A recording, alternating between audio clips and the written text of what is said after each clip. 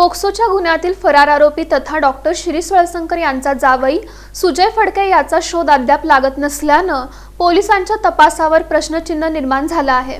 मंडळी, डॉक्टर वळसंकर आत्महत्या दोषी कोण या खास वृत्तमालिकेचा चौथा भाग आज सादर करत आहोत।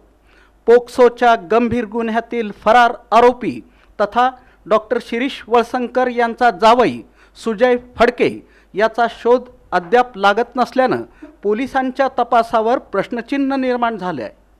दिवंगत डॉक्टर शिरीष वळसंकर यांच्या निधनानंतर त्यांच्या सुनबाईंना वळसंकर हॉस्पिटलच्या कारभारातून बेदखल करण्यात आलं।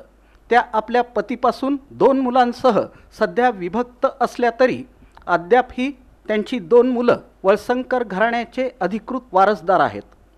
वळसंकर हॉस्पिटलच्या वरच्या मजल्यावरील घरात सध्या सुनबाई, आपले वडील आणि 18 वर्षांचा मुलगा तसंच 6 वर्षांची मुलगी यांच्यासह वास्तव्यास आहेत। इथूनही त्यांना हकलण्याचा प्रयत्न केला जात आहे। त्यामुळं त्यांनी सदर बाजार पोलीस ठाण्यात आपल्या आणि आपल्या मुलांवर होत असलेल्या छळाबद्दल सदर बाजार पोलीस ठाण्यात डॉक्टर शिरीष वळसंकर यांचा जावई सुजय फडके याच्याविरुद्ध फिर्याद दिली होती, परंतु अनेक दिवस गुन्हा दाखल होत नव्हता। तेव्हा सुनबाईंनी राज्याचे पोलीस महासंचालक आणि मुख्यमंत्र्यांची प्रत्यक्ष भेट घेऊन दाद मागितली होती। तेव्हा कुठं जावई सुजय फडके याच्यावर पोक्सो, विनयभंग आणि अन्य गंभीर कलमान्वये गुन्हा दाखल करण्यात आला। तेव्हा तो गायब होताच पोलिसांनी त्याला फरार घोषित केलं। डॉक्टर शिरीष वळसंकर यांचा जावई सुजय फडके यापूर्वी कुठं होता आणि त्याचा व्यवसाय काय? तर मंडळी, सुजय फडके हा मेकॅनिकल इंजिनियर असून तो पुण्यातील एका खाजगी कंपनीत नोकरी करत होता। त्यामुळं तो सहकुटुंब पुण्यातच वास्तव्यास होता। डॉक्टर शिरीष वळसंकर यांच्या आत्महत्येनंतर तो सहकुटुंब सोलापुरात आला आणि दिवंगत डॉक्टर शिरीष वळसंकर यांच्या पंखाबावडी परिसरातील बंगल्यात राहू लागला।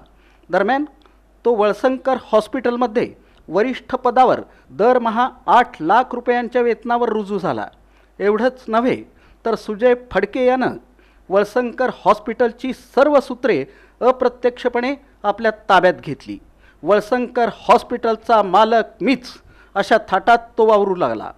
पोक्सोचा गुन्हा दाखल होताच तो फरार घोषित झालेला असला तरी फडके यानं आपल्या वकिलांमार्फत अटकपूर्व जामीन मिळवण्याचे प्रयत्न सुरू ठेवले आहेत।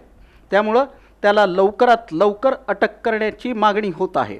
एकंदरीतच या सर्व प्रकारांवर डॉक्टर शिरीष वळसंकर यांचे अधिकृत वारसदार असलेल्या 2 मुलांना त्यांचा हक्क मिळवून देण्यासाठी त्यांची आई तथा डॉक्टर शिरीष वळसंकर यांच्या सुनबाई न्यायाच्या प्रतीक्षेत आहेत। डॉक्टर वळसंकर आत्महत्या दोषी कोण या खास वृत्तमालिकेचा चौथा भाग आज इथंच थांबवत आहोत।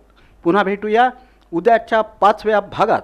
महाराष्ट्रातील फक्त 3 न्यूरोलॉजिस्टपैकी एक असलेल्या सुनबाईचा कशा प्रकारे छळ झाला याचा वेध घेऊया। पाहत रहा इन सोलापूर न्यूज चॅनल, प्रतिबिंब जनमनाचं।